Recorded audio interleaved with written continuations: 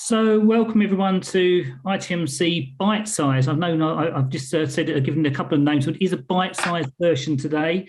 I'm John Hobbs-Hurrell, head of the Advantage Global Network, formerly known as the WIN Global Travel Network. As a reminder, ITMC is a supporter of the independent travel management company and their supplier partners as well, providing educational content, access to great speakers, and hopefully in time some further networking opportunities at a face-to-face event when restrictions allow. You're on mute, Michael. Hello, everyone. My name is Michael White, and I'm the Managing Director at HICKORY Global Partners, and I'm based in Fort Lauderdale. Today, I am co-hosting this ITMC Bite-Size session with our partners Advantage and Festive Road. About 5 months ago in July, we hosted a virtual ITMC, and our theme was capital, care, and communication. And we focused on short and long-term strategies during that ITMC virtual meeting. Today, we are very excited to invite back a number of our speakers from July's event to hear what has changed in the world, and we know a lot has changed, and we would like to get the perspective from our travel buyers and our suppliers as well. So back to you, John. Thanks very much, Michael. So today, a punchy, fast-paced session, which will close with a little quick catch-up with Katie Virtue from Festive Road. We'll gain some insight from her on what she has seen and what Festive Road are hearing on the sort of travel landscape from a buyer's perspective, from a supplier's perspective. Feel free to use the Q&A facility or the chat facility. We'll attempt to answer any questions that come through. We're also recording this session, so it will be good for on-demand viewing for any of your colleagues that are not able to attend. So let's get the first session underway. I'd now like to welcome to ITMC Bitesize Alison Rogan, Director of Travel and Expense at Barclays, and Katharina Navarro, Global Category Manager for Travel and Mobility at Capgemini. Welcome back. And our guest moderator for this session is Katie Virtue, Consultant at Festive Road. So over to you, Katie. Thank you, John. Thank you, Michael. And thanks for having me here today. In between the session that we did this summer and then now today, thankfully, some travel has opened up. I myself have been able to attend a number of events along with some that I know are on the call today, and be interested to hear now where Alison and Katharina, your programs have come over I would say a bit of a tumultuous so many months and things opening and closing. So when we last spoke in July, there were a number of borders at that time that were closed. Now things have opened, albeit there's still some restrictions, but I think between, especially the US and Europe, there has been some opening to allow some of that travel. Alison, I'll start with you. Within your program, how are you currently reacting and now adjusting to these changes that are taking place? Okay, so pretty much since we last had our discussion and over the last 5 months, if I start there, we've slowly been moving our colleagues back onto the online booking tool and following pre-pandemic approval processes. And that is for client-facing, client-related meetings only.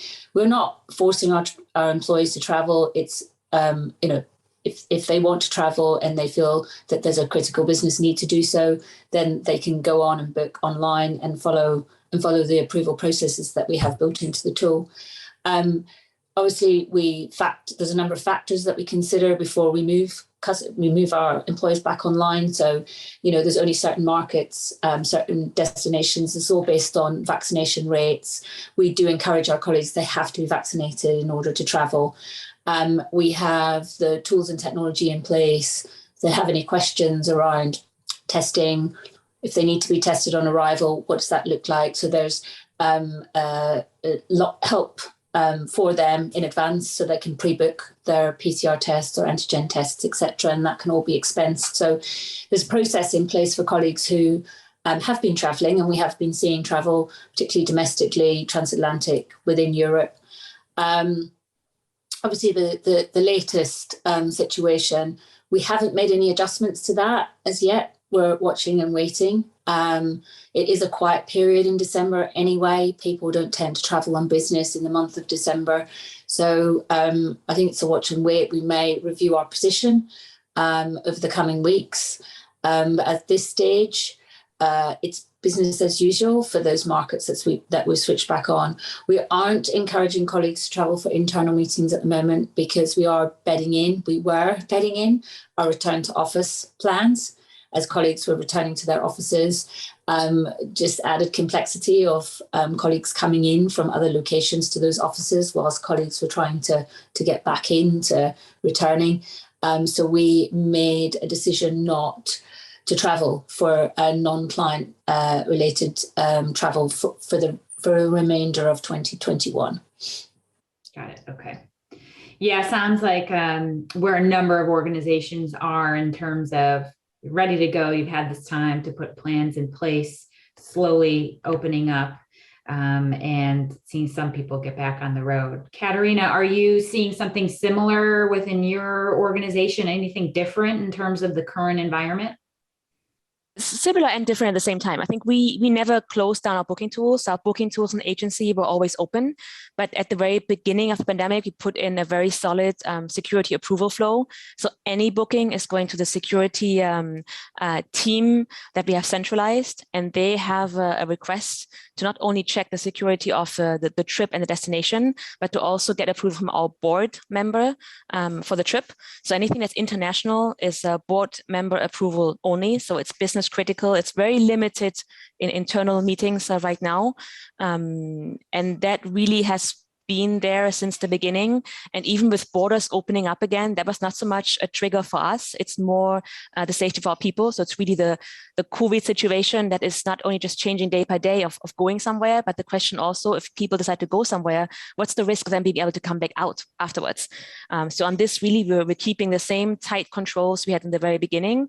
And what I've seen over the last months is there's been sort of bubbles of local openings. So we have a couple of months in September, October was really looking good in Europe. We had some of our big international strategic meetings come back in person, and it worked. Whereas now, obviously, that's not an option anymore. So we're more restrict again now. We're starting to organize big events for next year, but we're being very cautious to see if they can actually take place. At the same time, I think communication remains key to guide people on where they can go for updated information and making sure they reach out they stay in touch with the agency if they have an open booking to see what information is changing. But what we also see is there's a long way between what we have today and sort of the new normal, where we're ultimately going to be ending up, and kind of the in-between situation. I think it needs some education for the traveler as well to see it's not just COVID, but COVID has changed the industry. COVID has changed the market. There's capacity has changed. The things suppliers offered previously might not be there anymore. They might be limited. They're different. So just to manage people's frustration and ask them also to be a bit patient with us and with the industry, I think that's been very important as well. As we see people are now coming back that have not been on the road for almost 2 years, and they come back with that same mindset and had in 2019, plus the anxiety around COVID. And just to help calm this down and tell them we need to all work this through together. I think that's also important. Yeah, agreed. Communications is something I hear almost every buyer indicate that it's critical right now, depending on any spot you are in terms of reopening and returning, so that people are aware, people know how to use all those tools and resources that you've both talked about that are available to your travelers. So, along those lines, Katerina, you nice segue into my next question is around how are you then future-proofing your travel program, knowing we are starting to return and probably next year especially are just going to kind of have to return and live with, COVID as it is. Are there certain things you're doing within your program to have that mindset and prepare for that? Yeah, so we have been reviewing all of our big systems and contracts, so the agency, the card, to make sure that all still works going forward, to see what are some of the points where we need to just be a bit better in integrating different information flows, and where we used to just send information before a trip on here's the risk rating for your country. Obviously now we need to be a lot more fluid, and we have to have more information on the go, on the run, and throughout the trip. So these things we're looking into to approve. And then also, I think the sustainability element has gained momentum. So we're also updating all of our tools and systems to see how can we bring in carbon footprint as a second denominator next to just pure cost. And I think that's actually a good element to have us restart travel, but start with a different angle and a different mindset. And another element that's been good with this sort of quiet times, that we got a lot closer to these big meetings that usually just happen kind of on the side, and we kind of knew, but we were always late in catching up on them. And now we're monitoring trips to and from to keep safety protocols in place. So we're a lot closer to these organizers, and being able to really pitch the benefits of our program for future events as well, to help us centralize organization in a better fashion.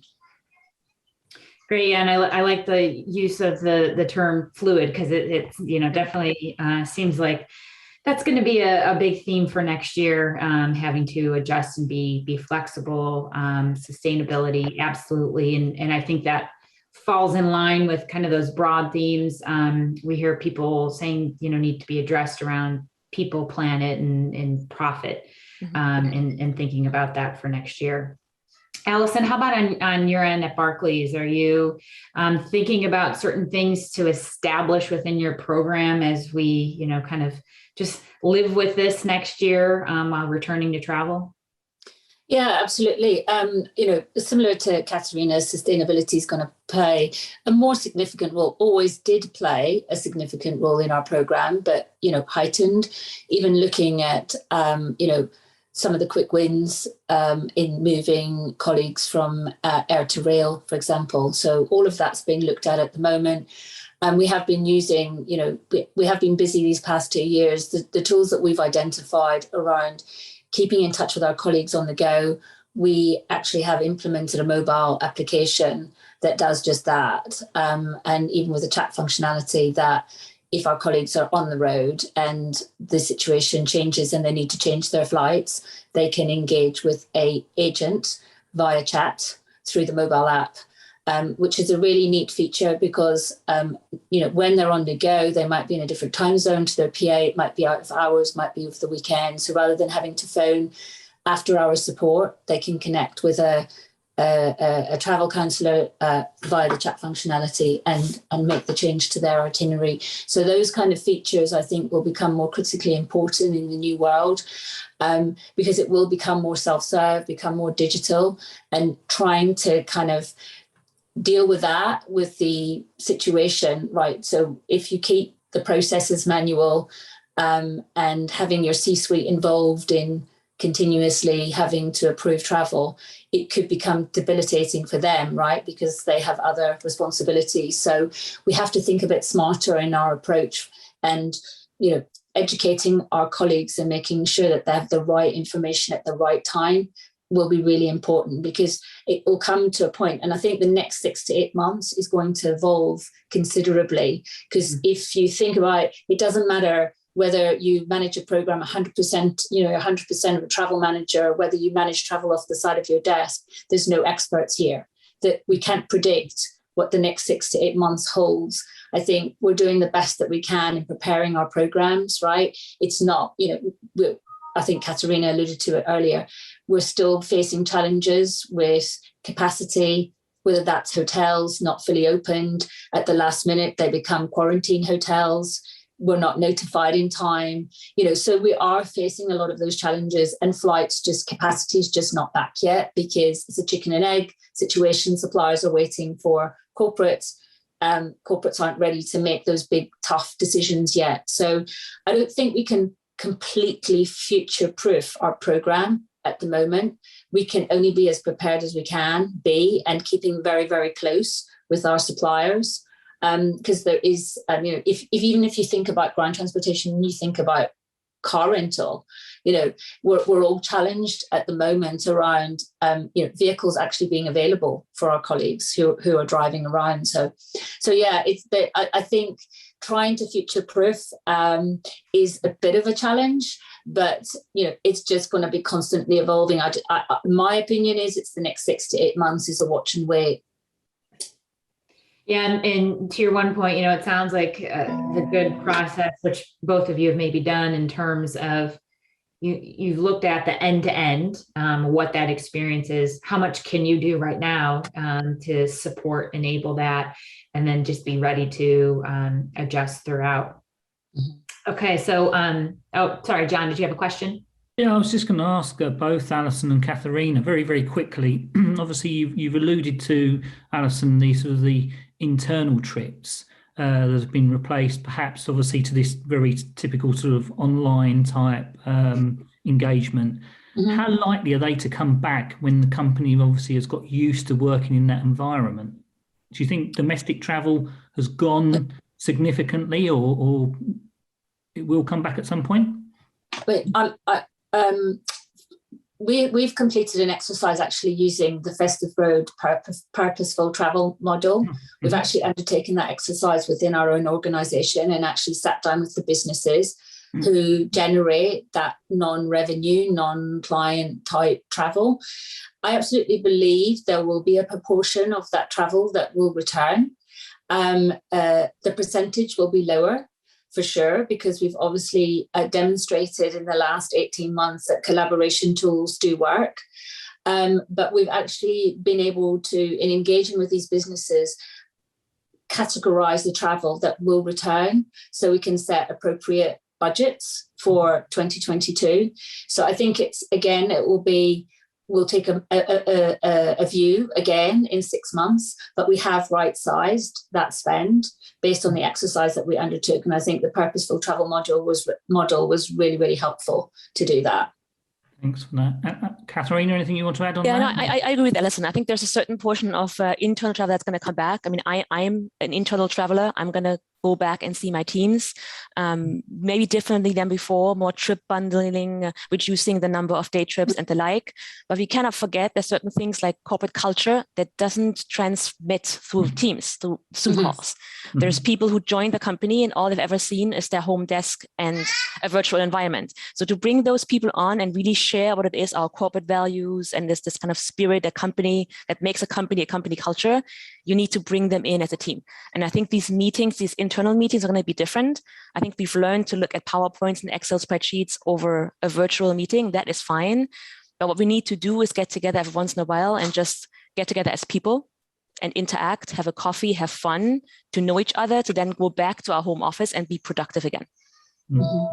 Yeah, that's a great point. Our company, we attended the GBTA convention a few weeks back, and we thought, what a great time where a number of us are at the same event to also have some team meetings the day prior. So, as you mentioned, kind of looking at making that a more value trip and adding those components in. And of course, doing all of the, pre-reads and materials so that we can make that time be all about, brainstorming and ideation.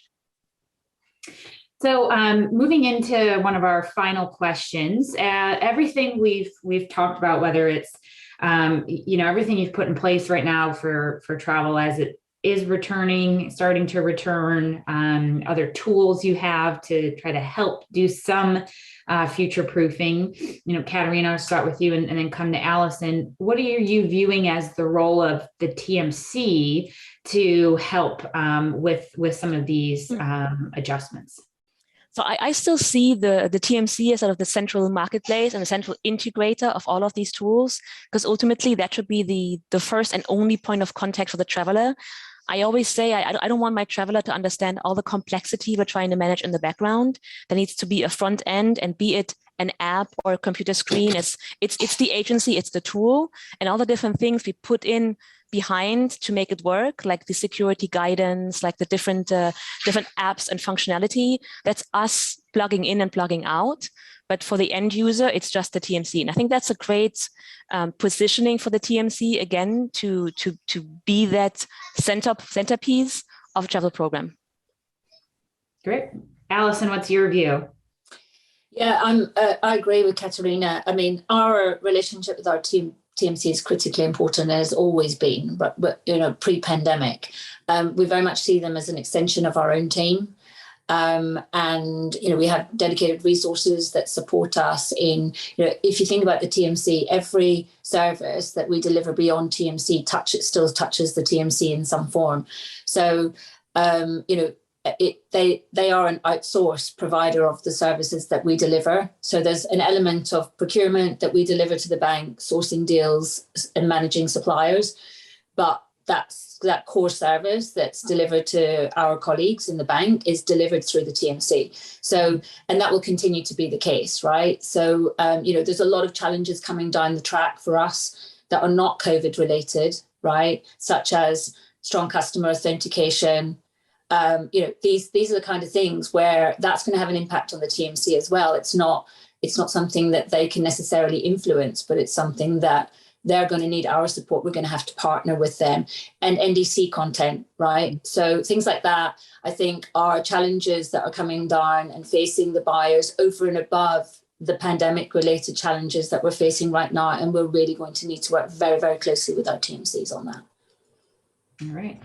Well, thank you both, Allison and Katerina, for this update to hear, so a lot's happened in really the last 5 months since we've spoken, and a lot more to come in 2022. So thank you both for sharing current information and insights. Thank you, Katie. And I'll hand it back over to John and Michael now.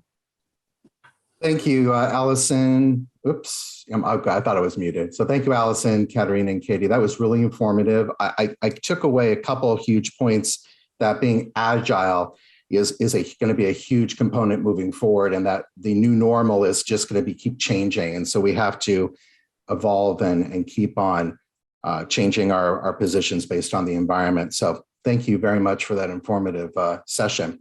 So at this point, I would like to welcome Paulisha Brown from Extended Stay America to our next session. Just to give a quick overview on Extended Stay America, they're headquartered in Charlotte, North Carolina, and they're the operator of apartment-style hotels in the United States with approximately 600 properties and over 61,000 hotel rooms under the brands Extended Stay America and Extended Stay Premier Suites. Thanks for making time for us today, Paulisha. It's my pleasure. Thanks for having me, Michael. Good to see you. So thinking back over the last 5 months, it seems like, in my mind, it's longer than 5 months. It seems like a world away, almost I'm just thinking about, in terms of occupancy, have you seen any noticeable differences in stay duration or the traveler type that's coming to your properties? Absolutely. So the pandemic actually was a blessing for Extended Stay America hotels. All of our properties remained open. We didn't close the doors on any one of our properties. And I just want to clarify, I've got to give a little plug here. So Extended Stay America, we actually have over 650 properties throughout the United States, and we have over 70,000 hotel rooms, and every single one of them has a full kitchen. So let me just clarify that. But we did see our occupancy levels. We've been very, very fortunate in the sense that we've maintained significantly higher occupancies. And in terms of the traveler types, right, there have some shifts in how travelers say, let's take the corporate transient traveler, for example, that usually stays 2 to 3 nights in a market. Well, what we found is the pandemic has kind of, for those travelers that are still out there, instead of them going into a market for a couple of days to visit a client, right? You go to one client, companies are saying, hey, why don't you go into the market, you stay for a week or 2, you see 5 clients, and then you come back. And so we definitely have seen a shift in how the corporate transient traveler travels.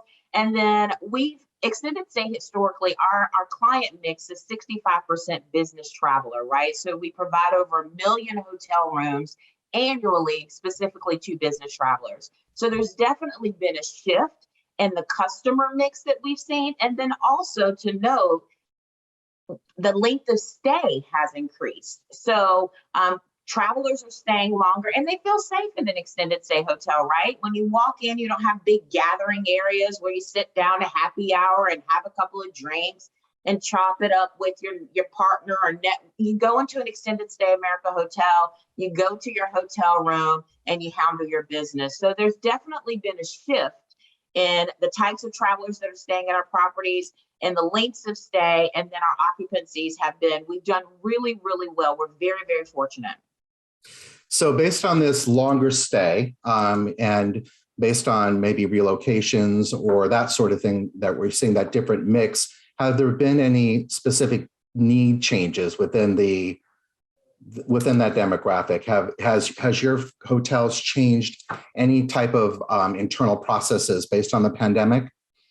So when you say need changes, customer needs. Is there any customer need changes that you've noticed? Yeah, no. So keep in mind that Extended Stay America, so we're not a full service hotel, right? We're a select service hotel. So if a client or traveler is staying at Extended Stay, they're self-sufficient, right? Because, we're not, our business model is not to have daily housekeeping and things of that nature. Like our hotel rooms are like studio apartments. When you go into the hotel room, you've got your kitchen, you've got your area where you sleep, you may have a little lounge area. I mean, you literally are self-sufficient. So in terms of the customer needs, I would say no, just because of the way that our brand is designed. It's designed around that self-sufficient traveler that can kind of do their own thing. So you were already pandemic friendly prior to this, obviously. Talk the truth, Michael, talk the truth. John, did you have a question? I was going to say, Paulisha, welcome back to ITMC. I know we had some great conversations back in July, and just to touch on when you were saying there about obviously what the customer knows, obviously what they're getting when they come to you. Is there anything that that you've had any sort of bizarre requests from travelers that they'd like to see this or they'd like to see that maybe sort of slightly off the wall or slightly different to what you would normally consider to offer the travelers or the guests? So I in particular have not, but one thing that happened, and I'm sorry to disappoint in the bizarre thing, John, don't have anything bizarre. Okay. However, from a demand standpoint, we did some research, right? And we found that there are guests or there were travelers that wanted a different type of product from Extended Stay America. So we listened, and that's how the birth of Extended Stay America Premier Suites was launched, right? So we launched a new brand to answer some of the customer demands within the pandemic. So I don't know, I guess you could say it's bizarre that we were opening new properties during a pandemic when some of our colleagues were not doing as well. But that's about as bizarre as it gets. I don't work at the property level, so I don't have the details, but I'm pretty sure our operations staff has some crazy stories for you. Alicia, how does the suite product differ from your basic brand? Okay, yes. So our Premier Suites products, so they're brand new properties, right? And then they're fully renovated properties from top to bottom. They have signature beddings and linens in the properties.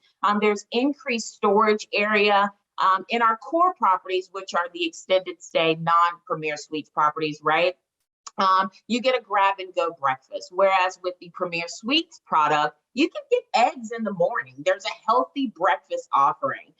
So that's a couple of the differences, and it's a higher quality product. It's for the I like to say it's kind of our bougie line, if you will. So there definitely are a few differences between our core properties versus our Premier Suites. It's a beautiful, if you're in an area where there's a Premier Suites property, stop in. Our team would be happy to give you a tour. They're gorgeous. They're absolutely gorgeous properties.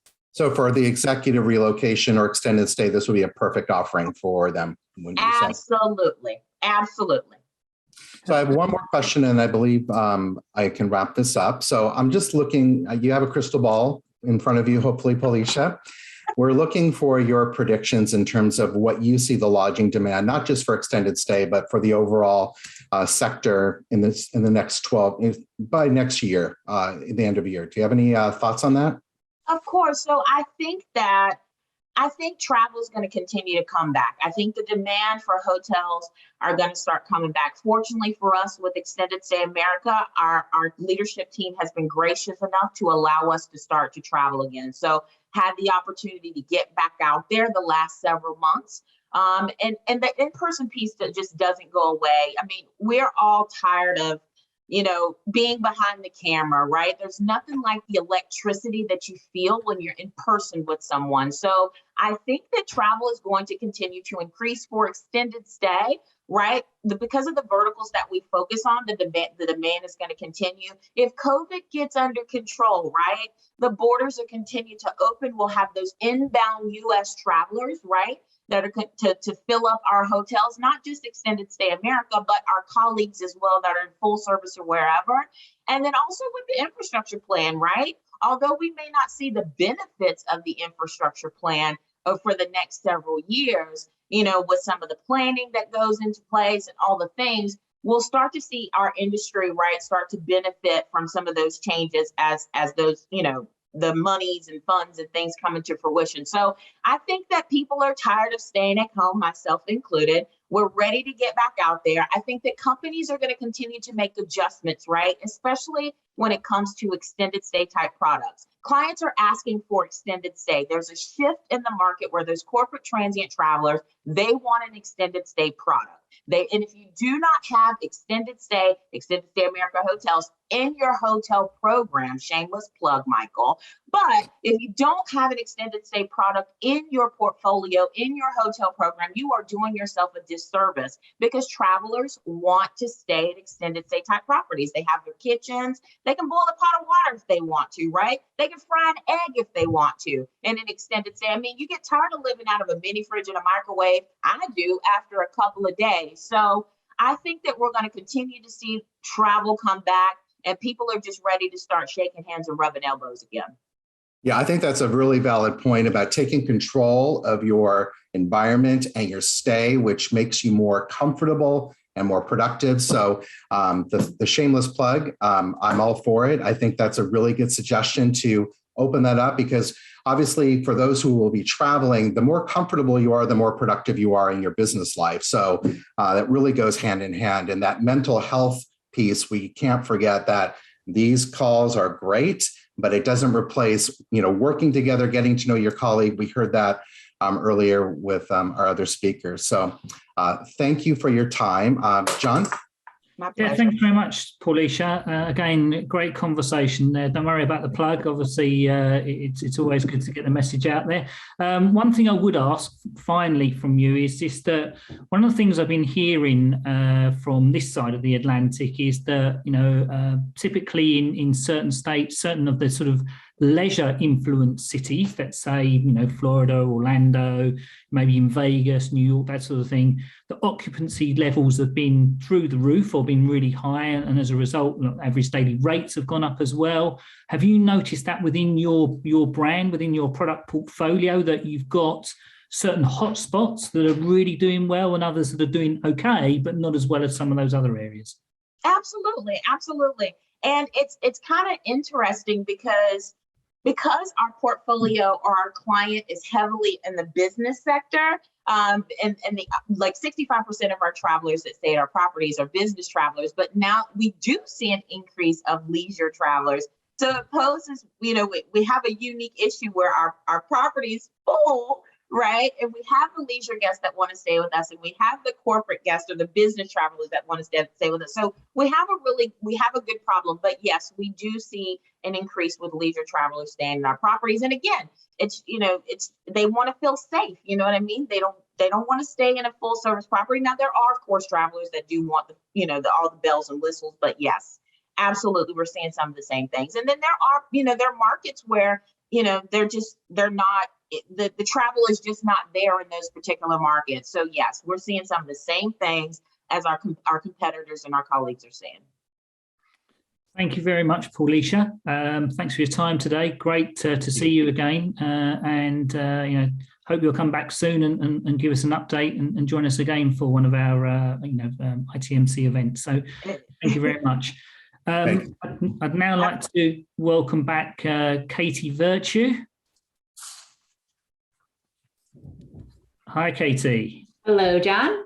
Great session earlier with Alison and Katharina. So thanks for hosting that bit for us. It's been a busy week for you. I understand you're at the BTN event in New York and also the Beat Live as well. So I'm pleased that you could fit us into your busy schedule this week. And I think what I wanted to say was that, you know, I've seen you obviously at the Business Travel Show in London. Obviously, we've had World Travel Market as well. So what I'm trying to get to is that there has been a number of trade shows over the last few months, typically in sort of the last quarter, both in the US and in the UK. What are you seeing are the key topics coming out of these shows? And from sort of the BT show in London through to what you saw at the Beat Live, what you're hearing at Beat Live, is there a consistency? Is suddenly, you know, the topics change? So what are the key topics? Sure. So there are three areas that I tried to bundle everything under in terms of, you know, these emerging themes that have come up at all of the events. First one is around collaboration. We've heard a bit of this so far, and that might be buyers within their organization and having to collaborate with their internal stakeholders, realigning on strategies, understanding the business needs about what is going to return and when and what it will look like, and being part of even shaping the future of both travel and work and where travel fits within that.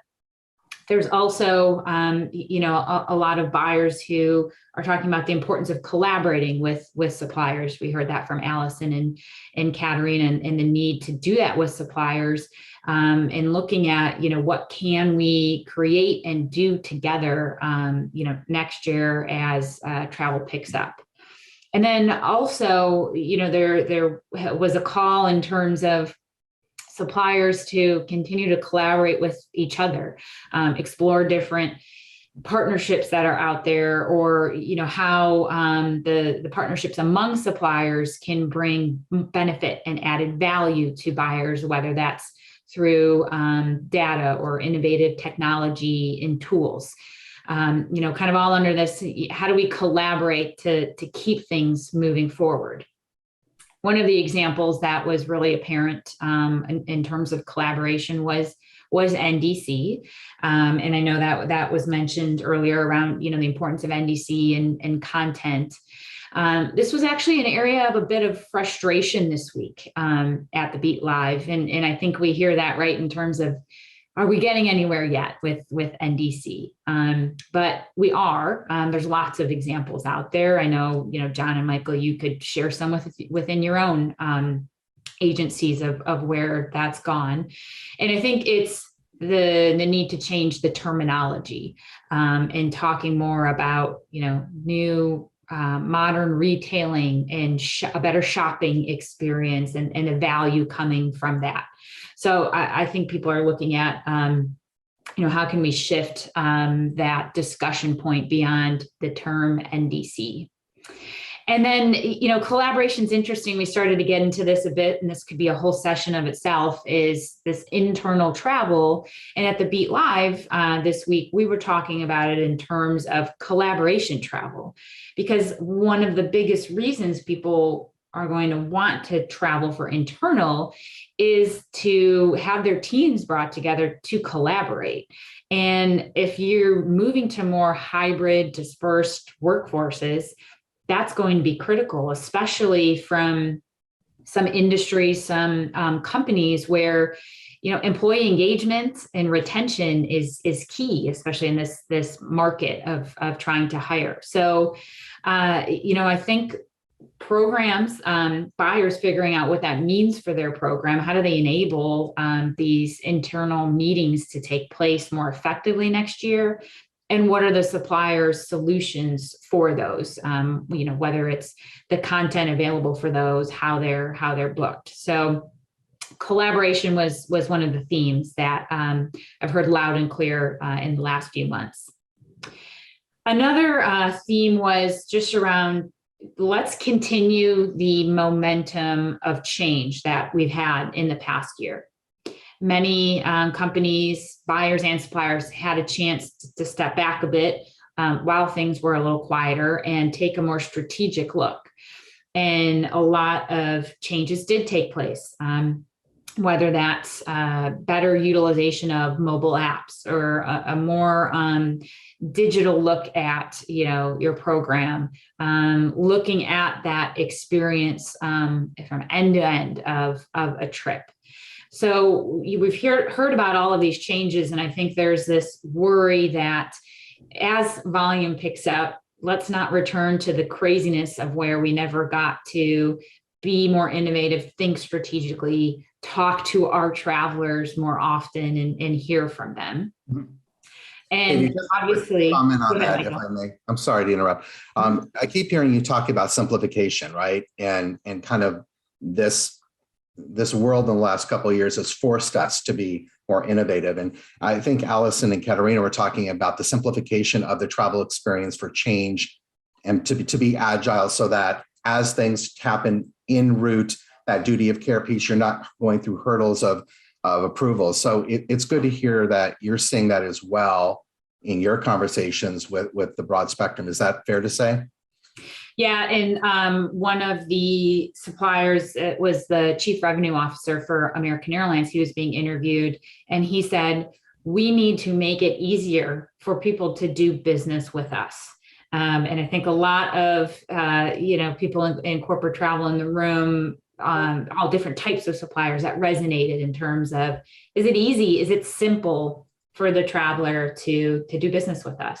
Mm-hmm. And kind of having that mantra. I think that's an interesting point you make, because obviously, there's often been discussions in the recent past about how suppliers don't necessarily value, obviously, the role of the TMC. But I think when you have a situation where you almost push the reset button, you go back to how you were many years ago, where suddenly the TMC plays a vital role in getting the product to market.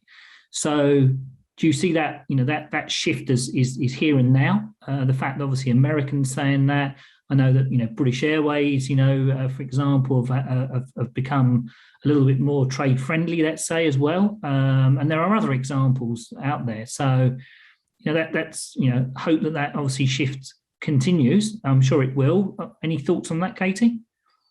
Yeah, absolutely. I think, the starting point from many buyers that we hear is, what solutions can I come to my TMC for? What do they offer? And we see, many trying to build out their partnerships so that they can bring those solutions and bring that value. And then, I think it's okay, if I can't get it there, I'm going to go look elsewhere then. But that's where I think there's certainly opportunity to, share what that value is. And we've seen a number of TMCs step up to say, we're more than just the booking component. That's key. That's important that we execute on that. But what are the other areas? And it's great because as we see, buyers are looking for those other areas, whether it's the digital tools, sustainability solutions. So it's just coming together to talk about those points and move beyond how do we, get people booked in a transactional mode. And that leads us nicely on, obviously, to something, obviously, I think we've already have validated today on with the conversations of the buyers, is that, as Festive Road has a lot of engagement with buyers, how are you seeing the role of the TMC change? And obviously we've touched on that briefly, but obviously we heard from both Katerina and Alison that they're still going to play a central role. Is there anything that you could add to that as well? My, comment would be, and kind of push to the TMCs would be, there's a lot of opportunity, and you have, buyers hopefully who are being a bit more strategic and better understanding their programs and needs. Don't feel as though you have to service everyone and anyone, because then the value doesn't come through clearly, really anywhere. So I'm seeing a lot more TMCs have stepped back and say, you know what, we are really good at this, and this is where we're going to focus, and we're going to be clear on that communication to the buyers and find the right fit. And that happens through, both sides having conversations to understand what are the needs and how can you service them. So I would say the more that is clear in terms of where you're focused as a TMC and what value that can bring, then, I think that'll benefit both sides. Right. Okay. Thank you, Katie. I don't see any questions at this point, so we can wrap it up, John. Thank you very much for your time, Katie. So this brings to the conclusion of ITMC Bitesize. We said it was going to be a fast-paced session today. I hope, obviously, those that have been watching have found it very useful. Thank you to all our speakers. Just obviously for me, a couple of takeaways from that is that, our buyers still see value in the TMC. The TMC's got to do, an equal amount of engagement with their clients as well to make sure that they're the conduits for travel moving forward.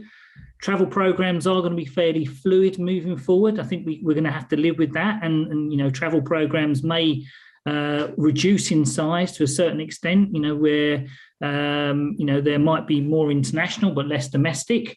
But I think the key thing is collaboration for me, and the TMC really needs to be active in sort of engagement with their supplier partners as well, to make sure we complete sort of the travel wheel where you've got the TMC, the supplier, and the traveler as well. And I guess access to accurate information, make sure that you're still the conduit to the traveller and supporting them on their journeys. Anything you want to add, Michael? Oh, well said. I think that I agree 100% that they're looking for TMCs that can find solutions for complex issues and to try to make quiet of the noise and to find the right tools that will meet the market, which is evolving. So I think you're spot on. Great. Okay. So just to recap, there will be a recording available for this session. It will be circulated to all those that are registered. Please feel free to share it with your colleagues who weren't able to watch it. We'd also welcome your feedback as well. There will be a short survey that will go out shortly. And that's it from me today. Michael, anything from you? Yeah, just final thoughts. ITMC will be back. We are already preparing for, believe it or not, an in-person, a real touching session for Q4 of 2022. But ahead of that, we will run a couple more of these bite-sized sessions. So we will be communicating that in the coming months. So we hope you'll come back for that. And we thank you all for joining us today. Thank you. Thanks very much. Thank you. Goodbye.